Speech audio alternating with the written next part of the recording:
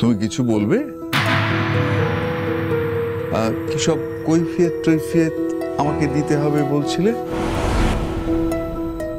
দেব? যারা নালিশ করতে এসেছিল তারা চলে গেল,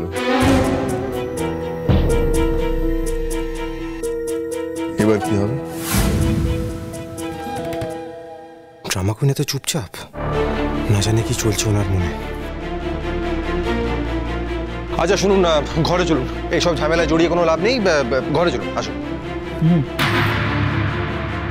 বৌঠানের বোধহয় কিছু বলার নেই। মাঠান, আপনি কিছু বলবেন? তুমি যে কতটা নিচে নামতে পারো আজকে না দেখলে বিশ্বাস হতো না। এইভাবে ওই বাচ্চা ছেলেগুলোকে ফাঁসিয়ে তুমি লোকের মুখ বন্ধ করলে। যাক, তাহলে সবকিছু মিটে গেল। যারা নালিশ করতে এসেছিল তারা চলে গেল, কেস উড়ে গেল, মানে ডিসমিস। আমি তাহলে যাই। কেস আসে আপনার ইচ্ছায়, কিন্তু যায় আমার ইচ্ছায়।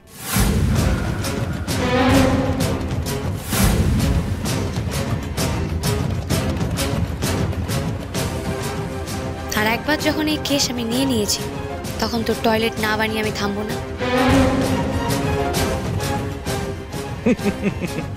কি বলে, যার বিয়ে তার হুঁশ নেই, পাড়াপড়শির ঘুম নেই।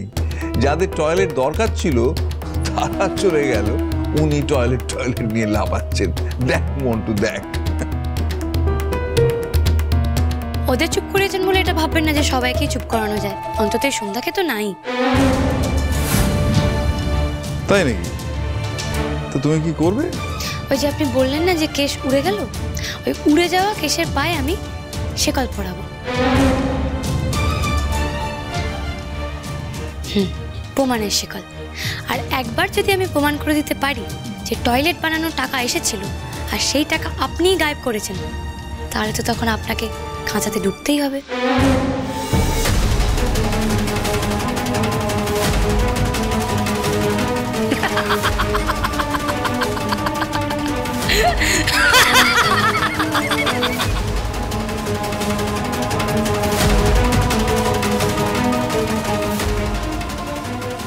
কি মতলব সন্ধ্যার? এত হাসছে কেন? এই নাও, এবার আর তোমার কোনো অস্বস্তিও থাকলো না, আর বাইরের লোকেও কিছু বুঝতে পারবে না। হ্যাঁ ঠিক। একটা কথা বলবো দাদা, তুমি কিন্তু বেশ ম্যাচটা মেরে নিয়েছিলে। আর আমি তো ভাবলাম জিতেই গেছো, সন্ধ্যা আর কাউকে কোনোদিনও মুখ দেখাতে পারবে না।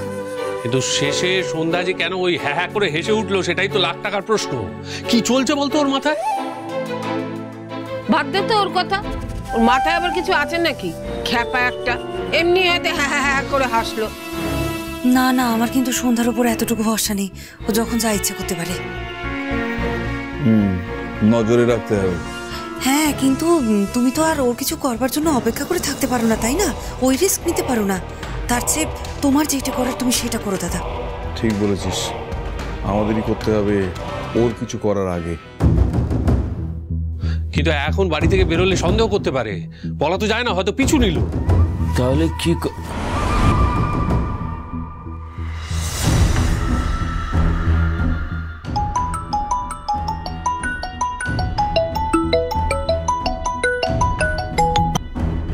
হ্যাঁ বলুন প্রধান মশাই। সৌমেন, একটা কাজ করতে হবে, খুব মন দিয়ে শোনো। ওই শৌচালয় সংক্রান্ত প্রজেক্টের যাবতীয় যা যা কাগজপত্র অফিসে আছে সেগুলো সমস্ত জ্বালিয়ে দাও, নষ্ট করে দাও, যা খুশি করো। কারণ অন্য কেউ এই কাগজপত্র সরিয়ে ফেলতে পারে। আর তুমি ভালো করে জানো যে ওই কাগজপত্র অন্য কারোর হাতে গেলে কি হতে পারে। আধ ঘন্টার মধ্যে কাজটা হওয়া চাই। সব জ্বালিয়ে দাও, দেরি করো না। আধ ঘন্টার মধ্যে এতগুলো কাগজের মধ্যে শৌচালয়ের কাগজ কি করে বার করবো?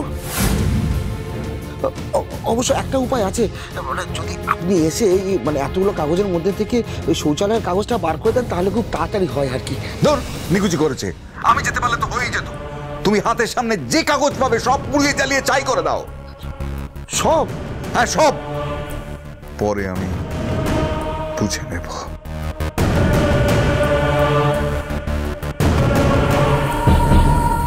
কি করবে কিছু ভেবেছো বৌমা? দেখো, দোষীদের শাস্তি দিতে গেলে তো প্রমাণ করতেই হবে, কিন্তু কিভাবে প্রমাণ করবে যে টাকাটা এসেছে কিন্তু কাজে লাগানো হয়নি? দেখুন মাঠান, আমি যতদূর আপনার বরকে চিনেছি, এই ঘটনার পর উনি কিন্তু মোটে নিশ্চিন্তে হাত পা গুটিয়ে বসে থাকবেন না। উনি ঠিক আন্দাজ করে নেবেন যে আমরা এবারে অফিসে যাব প্রমাণের খোঁজে। তাই উনি ঠিক আমাদের আগে অফিসে পৌঁছানোর চেষ্টা করবেন এবং এই প্রমাণ কাগজপত্র লোপাট করার চেষ্টা করবেন। কাগজপত্র যদি লোপাটও করে দেয় তাতেও কি যায় আসে?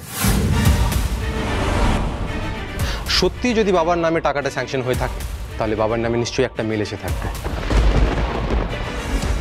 আজকাল এই ধরনের প্রমাণগুলো তো সবাই মেলের মাধ্যমেই রাখে। এই আপনি এখানে কেন? হ্যাঁ, জান এখান থেকে। এই চুপ! বাবার কাছে যে আমি বুঝি, অতটা বোকা আমি নই। আমায় বিশ্বাস করে একবার অন্তত আমার কথাটা শুনুন। যেমন বাবা তার তেমন ছেলে। বাবা ছেলে যে আলাদা, তার গানটি কোথায়? আরে মা, তুমি তো বোঝো, যদি একবার মেলটা অ্যাক্সেস করা যায় তাহলে তো সন্ধ্যা হাতে প্রমাণটা চলে আসবে যে টাকাটা এসেছিল। মেলটা আবার কি?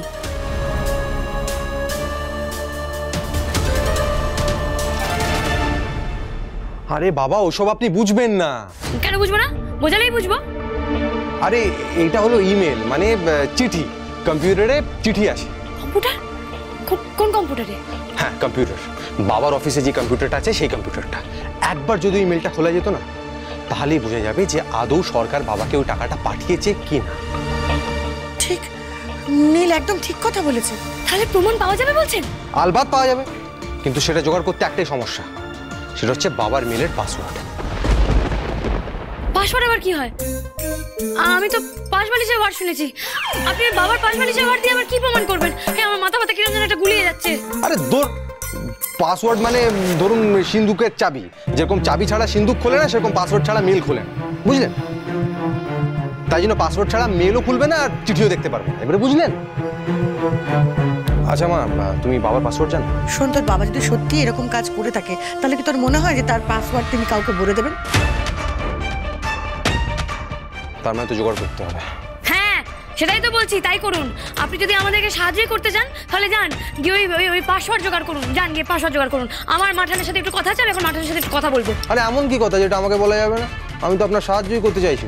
সেটাই তো বলছি, আপনি আমাদের সাহায্য করতে চান তো? সাহায্য করতে হলে বাবা চিঠি চাবি খুঁজুন। যান, যান এখান থেকে, যান গিয়ে চিঠি চাবি খুঁজুন। যান মাঠান, উনি ওনার মতো কাজ করুন, আমরা বরং আমাদের মতো কাজ করি। হ্যাঁ, কি করবে? আমি কি ভাবছিলাম,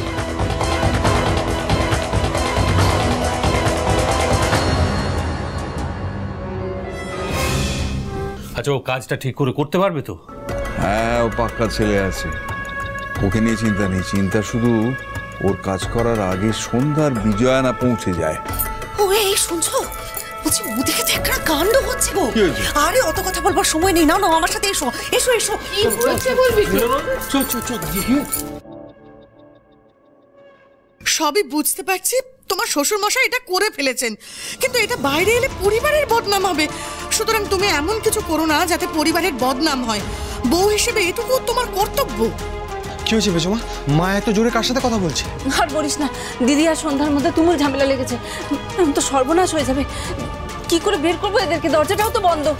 পরিবারের প্রতি দায়িত্ব আছে বলে ওদের প্রতি তো আমি আমার দায়িত্বটা ভুলে যেতে পারবো না, তাই না? এটা আপনি কি করে করতে পারেন মাঠান? এটা আপনি কি করে করতে পারেন? এ তো কথার খেলাপ করা। ওদের তো আমি কথা দিয়েছি যে আমি ওদের সাথে থাকবো, যাতে ওদের সাথে কোনো অন্যায় না হয়, আমি সেটা দেখবো। কোনো দরকার নেই দেখার। হঠাৎ করে আপনি এই কথা বলছেন কেন? হঠাৎ করে আপনি কথা বলছেন কেন? একটু আগেই তো আপনি বললেন যে আপনি নাকি আমার পাশে থাকবেন, আপনি আমার পাশে আছেন। তাহলে এখন হঠাৎ করে পাল্টি খেলে তো চলবে না, হ্যাঁ? আর এখন আপনি এসেছেন নিজের বরকে বাঁচাতে। বাবা, এ তো মারাত্মক রকমের চলছে। ও মেয়ে, কি হবে গো? এত চেঁচামেচি করলে ওনার তো শরীর খারাপ হয়ে যাবে।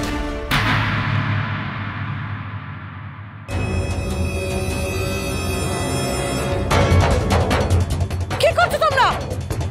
পাশের বাড়ি থেকে ফোন করছেন কেন? আপনার বাবার পাসওয়ার্ডটা দিন। এখন তো পাইনি, কিন্তু পেয়ে যাবো। আপনি পাসওয়ার্ড নিয়ে করবেন তাও বাকি? আপনি কি কম্পিউটার চালাতে জানেন নাকি? যাই না তো। হ্যাঁ, কিন্তু আমি তো হনুমানের মতো পুরো গন্ধ পর্বতটা তুলে নিয়ে আসতে পারি। এই যে তোমরা এখানে দাঁড়িয়ে আছো,